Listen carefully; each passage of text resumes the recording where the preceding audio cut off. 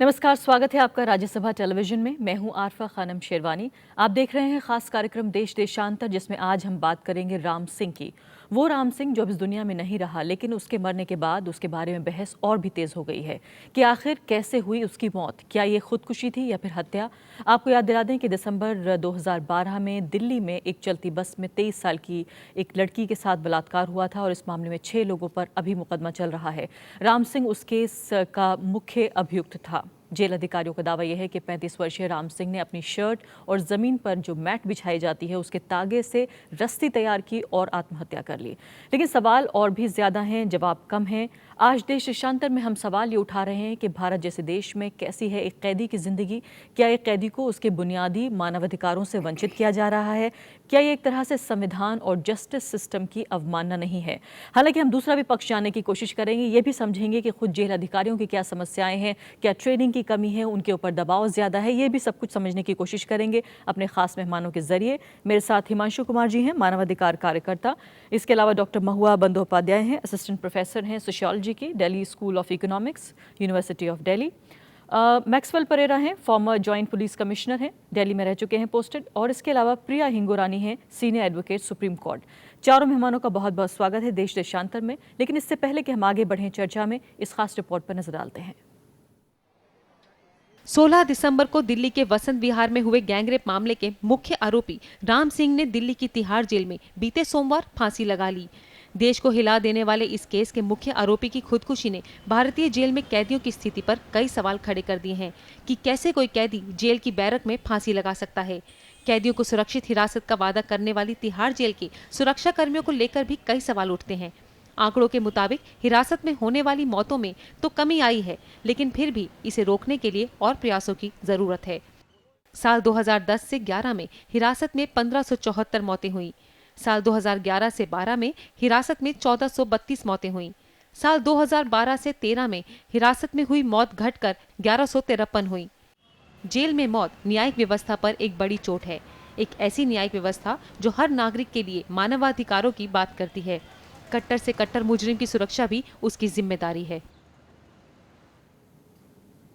जी हाँ, खासकर और सोशल नेटवर्किंग साइट्स पर ये बातें और भी ज़्यादा बेचैन करती हैं जब ये लोग ये लिखते हैं कि शायद उसके लिए यही होना ठीक था, उसने खुद मौत को गले लगा लिया, ये बेहतर था। इन सब पे की बातों पर भी हम चर्चा करेंगे। मैक्सवेल परेरा, सबसे पहले मैं आपकी तरफ आना चाहती हूँ। अभी अभी फिलहाल जो इनिशियल रिपोर्ट्स मिली हैं उनसे, ऑटोप्सी रिपोर्ट है वो ये कह रही है कि राम सिंह जो हैं वो हैंगिंग के ज़रिए मरे हैं और स्ट्रेंगुलेशन उनका नहीं हुआ है, उन्होंने फांसी लगाई है, उनको उनका गला नहीं रेता गया है। क्या इससे हम समझें? इसमें इनिशियल जो ऑब्जर्वेशंस के मुताबिक जो आपका जो पोस्टमार्टम रिपोर्ट की जो जानकारी आपने बताई, उससे उससे तो इंडिकेशन होता है, फिंगर पॉइंट होता है सिर्फ सुसाइड की तरफ। मगर ये जो उन्होंने जो हैंगिंग बाय हैंगिंग कहा बता रहे हैं आप लोग, ये थोड़ा थोड़ा एम्बिग्यूअस है। थोड़ा normally it is death due to asphyxia because of hanging. Asphyxia होता है जो गले को जो बंद होकर ब्रीदिंग बंद जो होता है। So I am not very sure whether the postmortem report has been read very clearly. So वो थोड़ा क्लैरिटी आनी पड़ेगी। सिर्फ हैंगिंग कई किस्म का भी हो सकता है जी। जब हैंगिंग बताया गया है, हैंगिंग एक आदमी को पहले ही मार के जो रस्सी लगाकर लटक ले आया तो वो भी हैंगिंग है। मगर जब डेथ ड्यू टू हैंगिंग कहा जाता है, ये जो हैंगिंग इज एंटीमॉर्टम और पोस्टमार्टम। जी। माउथ होने के बाद हैंगिंग हुआ है या माउथ होने से पहले हैंगिंग हुआ है, जी, जी। ये भी क्लैरिटी चाहिए। ये पता नहीं, मेरे जानकारी मैंने तो देखा नहीं पोस्टमार्टम रिपोर्ट, जो जी, सुनने जी। में आ रहा है उसी से मैं मेरा रिएक्शंस दे रहा हूँ। मैं फिलहाल प्रिया हिंगोरानी की तरफ जाना चाहूंगी। प्रिया हिंगोरानी जी, जो एग्जैक्ट वर्ड्स हैं रिपोर्ट के वो ये हैं कि gangrape accused Ram Singh had died due to hanging, ruling out the possibility that he was strangulated to death. आप एक वकील के तौर पर इसको किस तरह से देखती हैं, इस सेंटेंस को? इसके हिसाब से तो यही लगता है कि भाई सुसाइड कमिट किया है इन्होंने। और अभी तो पोस्टमार्टम रिपोर्ट देख के उसको स्टडी करके ही पता चलेगा। बट जिस तरीके से कल से ही इसको एक्सप्लेन करा जा रहा है और इसका विवरण करा जा रहा है, तो ये केस सुसाइड का ज़्यादा लगता है और मर्डर का कम। तो क्या इस बात से वो सवाल कम हो जाते हैं जिसमें ये बात हो रही थी कि पहले तो एक्सट्रीम केस में उसके वकील ने भी और ख़ासकर जो माँ बाप थे उन्होंने ये आरोप लगाया कि हत्या हुई है, लेकिन अगर अब इस बात को हम मान लें, रिपोर्ट अगर ये सजेस्ट कर रही है कि उसने खुद आत्महत्या की है, तो क्या पुलिस पर जो जेल अधिकारी हैं उन पर दबाव कम हो जाता है? नहीं, बिल्कुल नहीं, उल्टा और बढ़ जाता है। इस किस्म की घटनाएं होनी ही नहीं चाहिए।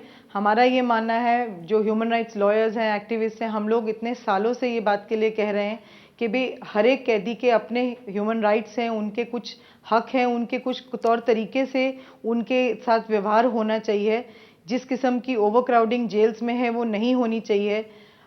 सब कहते हैं जेल मैनुअल के हिसाब से होता है, बट मेरा मानना है कि जेल मैनुअल में बहुत बदलाव लाना ज़रूरी है। जी बिल्कुल। और हिमांशु इसलिए कुमार, ये सब जो है ये सही नहीं है जो हुआ है। जी बिल्कुल, ये ठीक नहीं हुआ, आप ये कह रही हैं। हिमांशु कुमार, इस वक्त जो रिपोर्ट है वो ये कह रही है कि 4:30 से 4:45 के बीच जो है वो ये मौत हुई होगी, और हमें बताया गया कि 5:30 के आसपास पहले एक पुलिस अधिकारी ने देखा कि वो लटका हुआ पाया गया राम सिंह। आपको क्या लगता है फिलहाल जिस तरह के हालात में ये उसकी लाश मिली और जैसे भी उसकी मौत हुई है, फिलहाल क्या इस बात से, इस जिम्मेदारी से बच सकते हैं जेल अधिकारी? बिल्कुल नहीं। और इसमें बिल्कुल खुशी की कोई बात नहीं है कि वो जेल में उनकी डेथ हुई है। ये एक कस्टोडियल डेथ है। उनको जेल को कस्टडी दी गई थी कि जब तक मुकदमा चले आप इनको संभाल कर रखिए और अदालत में इनको पेश करिए और ले जाइए। इस कस्टडी के दौरान अगर कोई कैदी मर जाता है तो ये बिल्कुल जेल वालों के ऊपर जिम्मेदारी आती है कि आपकी कस्टडी में एक इंसान को दिया गया था और उसके ऊपर मुकदमा पूरा होना था। मुकदमे में कानून उसको सज़ा देता, लेकिन जिस तरीके से जेलों में हिंसक घटनाएं हो रही हैं, कैदियों को पीटा जाता है, हत्या हो जाती है, हम ऐसे बहुत सारे मामलों में हमने छानबीन की है जिसमें जेल के अंदर जेल के अधिकारी और पुलिस और माफिया मिलकर के जो कैदी हैं उनके ऊपर जुल्म करते हैं। बिल्कुल। देखिए, राम सिंह को सजा दिलवाने के लिए हमने भी प्रदर्शन किए थे, हमने भी पुलिस की लाठियां खाई थी, लेकिन ये जो हुआ है ये आप नहीं चाहते थे। इससे हम बिल्कुल निराश हो गए हैं, क्योंकि यानी आर्ग्यूमेंट के आप दूसरे साइड पे पहुंच गए हैं सिर्फ इस बात से कि उस शख्स को आत्महत्या करनी पड़ी। जी, हमको बदला नहीं चाहिए, हमको न्याय चाहिए, और एक ऐसे प्रोसेस से न्याय चाहिए जिससे समाज का सुधार हो, समाज में आगे से ऐसे अपराध रुकें। इस तरह उसके मर जाने से देखिए बलात्कार तो फिर भी रोज हो रहे हैं। बिल्कुल। इससे पहले कि मैं आपकी तरफ आऊँ डॉक्टर बंदोपाध्याय, मैं मैक्सवेल परेरा से पूछना चाहती हूँ। मैक्सवेल परेरा जी, बताइए कि जिस तरह के हालात सामने आ रहे हैं, हिमांशु कुमार कह रहे हैं कि जो जेल में जिस तरह के हालात हैं, हमने ये भी सुना कि जो दूसरे आरोपी हैं वो ये कह रहे हैं कि हमें तिहाड़ के अलावा कहीं भी आप ले जाइए, या हमें ये इस बात की आशंका है कि हमारी भी जान जा सकती है। क्यों हम अदालतों के रोल को छोटा कर रहे हैं? जेल अधिकारियों पे सीधे सीधे आरोप आ रहा है कि कहीं ना कहीं वो भी सांठ-गांठ करते हैं दूसरे आरोपियों के साथ, जो जेल में दूसरे इनमेट्स होते हैं उनके साथ। सही बात है, ये चिंताजनक इश्यू है। इसमें तो ज़रूर जेल का जो एडमिनिस्ट्रेशन, उनका जो जिम्मेवारी कित तक इसमें ये है ना, उन्होंने फिक्स करना पड़ेगा, उन्होंने जो आइडेंटिफाई करना पड़ेगा लैप्स किसका है। ये तो साबित हो गया, ये तो अभी जेल में जो घटना हुई है, और एक घटना ये है, आप कैदी ने अपने आप के ऊपर ये है ना जो हमला किया है। जी ठीक है, उससे तो मौत हुई है। और ह्यूमन राइट्स की बात होते वक्त, ठीक है, I don't, that's not an issue for me here at the moment. ये घटना जो जेल में हुई है वो नहीं होना चाहिए था, फिर भी हुआ है। और जब हुआ है, अभी इसके जिम्मेवार कौन है, और immaterial of whether he took his life or somebody else took his life, it's just that कैसा वो अपने आप को जो नुकसान पहुंचा सका। जी। So that is something that needs to be looked into. That is जो जेल का जो इंटरनल एडमिनिस्ट्रेशन है और जो मैजिस्ट्रियल इंक्वायरी ऑर्डर की है, उसमें that has to come out now properly on the basis of the help from the forensic report. बिल्कुल, मैं आपके पास आऊंगी और ये भी So, जानने की कोशिश करूंगी जो मनोज बाकी तोमर, है- जी मैं आऊंगी आपके पास वापस। तो मनोज तोमर जो वकील हैं, डिफेंस लॉयर हैं, उन्होंने क्या कहा है उस पर It भी is- कई सवाल yeah, उठ रहे if हैं। I may finish. Ji ji Yeah, ji yeah. इसमें और कई एडमिनिस्ट्रेशन का, आपने रिफॉर्म्स की बात की, प्रीवियस स्पीकर ने भी रिफॉर्म्स की बात की। इसमें तो अभी तिहाड़ जेल है ऐसा जगह जहां 200% जो ओवर क्राउडेड है, जो उसका अलॉटेड स्ट्रेंथ इतना है और उससे बिल्कुल तिगुना, it is absolutely crowded beyond imagining. So there is a limit of being able to keep surveillance on the people, on the inmates। जो कम्युनिटी है, कम्युनिटी के साथ जो तिहाड़ जेल का कम्युनिटी है, इसमें कौन से टेंशन्स हैं, कैसा टेंशन्स हैं, किस किस्म का प्रॉब्लम्स हैं, ये पूरा one has to go into. It is not that just हाँ ठीक है जेल में हुआ है, इनको तो किसी को हमें जिम्मेवार मानना है और उनको सजा पहुंचाना है। It is not that. Vis-a-vis क्या ये घटना किस कंडीशंस में हुआ है और किस लिए हुआ है, ये सारी चीज देखना पड़ेगा। And till then I don't think it is right for us to really point fingers at. बिल्कुल। डॉक्टर महुआ बंदोपाध्याय, हम आज़ादी से पहले हम इस बात से खफा रहते थे कि अंग्रेज़ हमारे साथ कैसा सलूक करते हैं। उन्हें जब टॉर्चर किसी को करना होता था तो जेलों में बंद कर दिया करते थे और हम जानते हैं किस तरह की जुल्म ज़्यादतियाँ उनके साथ होती थी। हम जब आज़ाद हो गए तो हम खुद अपने नागरिकों के साथ वैसा करने लगे। फ़िलहाल जितने भी जेल सुधारों के हमने जिक्र किया है, उनमें से कुछ भी आपको लगता है कि ज़मीन पर अमल में आ पाया है? नहीं, मुझे नहीं लगता है, क्योंकि जो काम मैंने किया है विच इज़ एक साल तक मैं एक प्रिजन में रिसर्च कर चुकी हूँ और वहाँ मैंने जो देखा है, जो रिफॉर्म का जो मामला है वो मेयरली एक मटेरियल एस्पेक्ट पे रह जाता है। और जो हम राइट्स की बात करते हैं, जब भी हम राइट्स की बात करते हैं, राइट्स को एक्चुअली प्रिविलेजेस की तरह यूज़ करते हैं अथॉरिटीज़ टू देन ग्रांट और not grant according to their convenience. तो ये प्रिविलेजेस हो जाते हैं, राइट्स प्रिविलेजेस हो जाते हैं और ये this becomes a strategy of governance. तो इसको लेके प्रिजनर पॉपुलेशन को गवर्न करती है अथॉरिटीज़ कि किसी को देना है, कभी नहीं देना है, और ये डिस्क्रिमिनेटरी भी बन जाती है। तो कुछ लोग ऐसे होते हैं जो हमेशा डिसप्रिविलेज रहते हैं, कुछ लोग होते हैं जिनके पास पैसा हो जो ये कुछ प्रिविलेजेस यूज़ कर सकते हैं। आप ये कह रही हैं कि हम जानते हैं कि तिहाड़ जेल ही है वहाँ जहाँ मंत्रियों के साथ किस तरह के उनके दस्तरखान लगते हैं और खाने उनको मिलते हैं, किस तरह की फैसिलिटीज़ होती हैं, वो जिससे चाहे बात कर सकते हैं। और उसी जेल में एक कैदी को इस हद तक पहुँचा दिया जाता है, या तो आत्महत्या खुद कर रहा है वो, या फिर जिस तरह से रिपोर्ट भी अभी कह रही है कि हैंगिंग ज़रूर हुई है लेकिन किसी ने उसको लटकाया है या वो खुद लटका है, ये अभी तक तय नहीं है। ये आई थिंक ये सिर्फ प्ले ऑफ वर्ड्स है। अल्टीमेटली जो हिमांशु जी ने कहा कि कस्टोडियल डेथ है, इसका मतलब है कि those who are in prison, who are in charge, वो दे आर रिस्पॉन्सिबल। और बाय सेइंग दैट ये हैंगिंग हुआ कि नहीं हुआ, ये we are just trying to take away that move away from that responsibility. तो वो रिस्पॉन्सिबिलिटी तो ठहरानी ही है उन पे, क्योंकि वो ये उनकी कस्टडी में थे। और एक और बात मैं कहना चाहती हूँ कि ये तिहाड़ में हो रहा है और ये एक ऐसे केस में हो रहा है जो हाई प्रोफाइल केस है, जो मीडिया ग्लेयर में है। तो आप सोच सकते हैं कि बिहार के या उत्तर प्रदेश के या बंगाल के छोटे छोटे जेलों में क्या हो रहा है। बिल्कुल। फिलहाल एक छोटे से ब्रेक का वक्त हो गया है। ब्रेक के बाद जब हम वापस आएंगे, कई महत्वपूर्ण बिंदु हैं जो हम उठाएंगे, जिस तरह से तिहाड़ जेल देश की सबसे सुरक्षित, सबसे हाई प्रोफाइल और टेक्नोलॉजिकली भी अगर हम देखें काफ़ी एडवांस जेल मानी जाती है। और जिस तरह से उनका कहना है डॉक्टर बंदोपाध्याय का कि अगर यहाँ पर ऐसा हो रहा है तो हम क्या समझें कि बाकी जो जगह हैं उनके जेलों में क्या हालत होती होगी कैदियों की। ब्रेक के बाद देश देशांतर में आज हम राम सिंह की बात कर रहे हैं और साथ ही बात कर रहे हैं कैदियों के अधिकारों की। जी हाँ, उनके भी बेसिक ह्यूमन राइट्स होते हैं, उनके भी मानवाधिकार होते हैं। शायद बहुत लोगों के लिए मुश्किल है ये समझना। पढ़ा लिखा वर्ग भी कभी कभी ऐसी बातें करता है जो एक तालिबानी सिस्टम की तरफ इशारा करते हैं कि ठीक है उसके लिए तो यही हो जाना बेहतर था। राम सिंह की हम बात कर रहे हैं, जिस पर खासकर ये बात चल रही है कि क्या उसने आत्महत्या की है या फिर जो है उसकी हत्या की गई है। उसके वकील ने, उसके माँ बाप ने आरोप लगाया है। प्रिया हिंगुरानी, मैं आपसे समझना चाहती हूँ खासकर एक ऐसे मामला जिनमें या तो आतंकवादी होते हैं या फिर जिसमें पब्लिक कंशंस हम मानते हैं कि बहुत ज़्यादा लोग नफरत करने लगते हैं, और जेल में जो दूसरे कैदी हैं उनमें भी नफरत का भाव होता है और वो उस आदमी पर, उस दूसरे कैदी पर अटैक करना चाहते हैं। ऐसे में क्या ये वाकई प्रैक्टिकली संभव है जेल अधिकारियों के लिए कि उस आदमी को बचाया जा सके दूसरे कैदियों से? बिल्कुल, ये उनका फ़र्ज़ है। उनका फ़र्ज़ है कि उस कैदी को बचाएं, क्योंकि जैसे कहा गया है उसको कोर्ट ही उनका कन्विक्शन करेगी, कोर्ट ही न्याय करेगी। एक हमारा जुडिशियल प्रोसेस है जिसको हमें फॉलो करना है, और जेल अथॉरिटीज़ की इन किस्म के केसों में ज़्यादा जिम्मेदारी बनती है।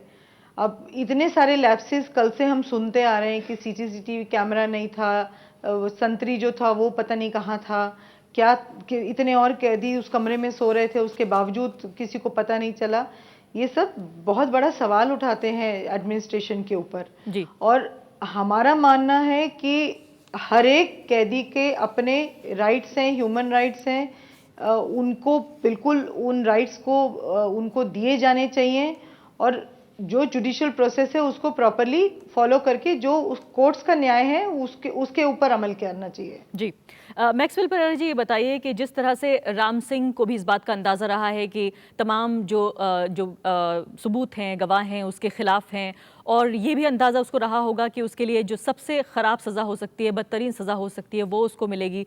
यानी जेल अथॉरिटीज़ को भी इस बारे में सब कुछ मालूम होगा। तब भी क्या आपको लगता है, पूरे हालात जब हम देखते हैं क्या क्या चीज़ें जो लैप्सेस हैं, कि वाकई इस मामले में बहुत ज़्यादा ढिलाई बरती गई? ऐसा है, एक हीनस क्राइम कमिट किया है जो it was a very gruesome crime, और उसके लिए जो इन्वेस्टिगेशन हुआ है, इन्वेस्टिगेशन होकर अभी केस चालू था, प्रोसिक्यूशन बिल्कुल ठीक था, जो एविडेंस वैल्यू तो बिल्कुल ठीक है, और इसमें तो जो only thing that we feel now is that जो है ना, जो प्रीवियस स्पीकर ने एक मेंशन किया, जो न्याय के रूप से कोर्ट से सजा होना था उसको, और डेथ सेंटेंस हो, जो कुछ हो, वो कोर्ट के थ्रू, जो जुडिशियल सिस्टम है हमारा, उसके थ्रू होना था। ये जस्टिस का जो हिस्सा है वो डिनाई हो गया पब्लिक आई में।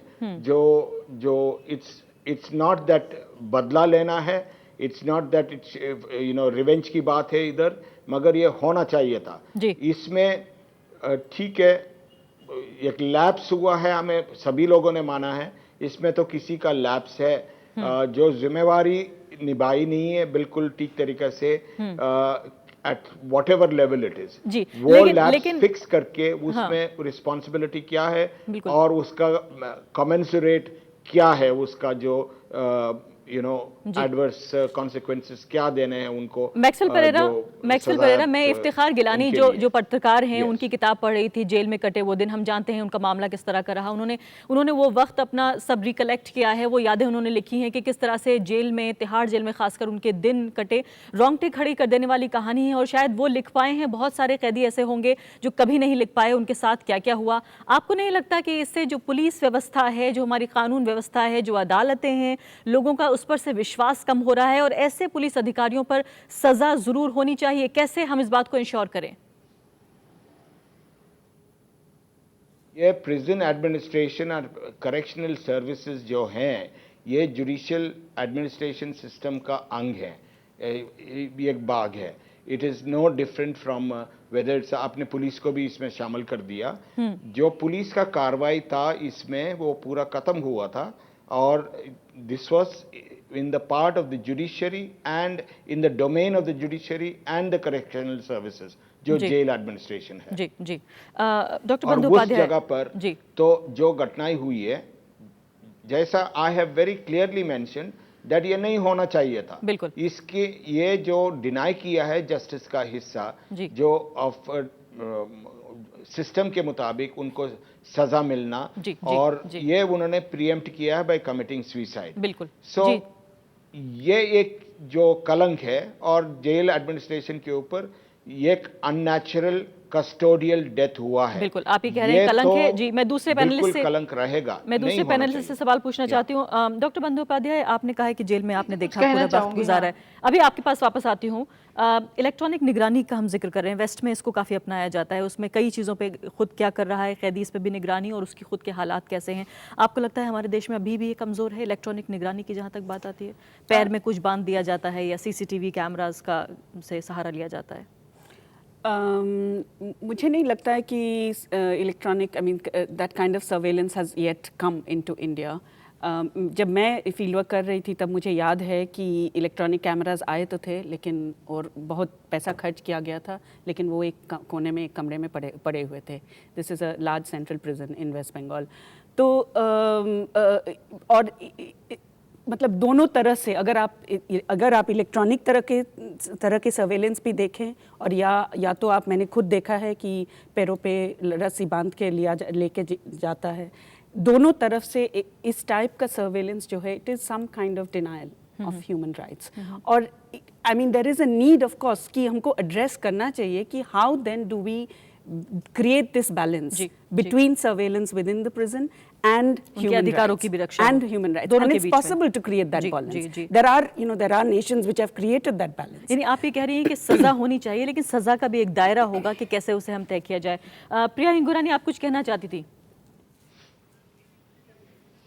मैं दो बातें कहना चाह रही थी। नंबर 1, आपने वो सवाल पूछा कि इसे कैसे ठीक करा जाए और क्या हम अब कर सकते हैं इसमें।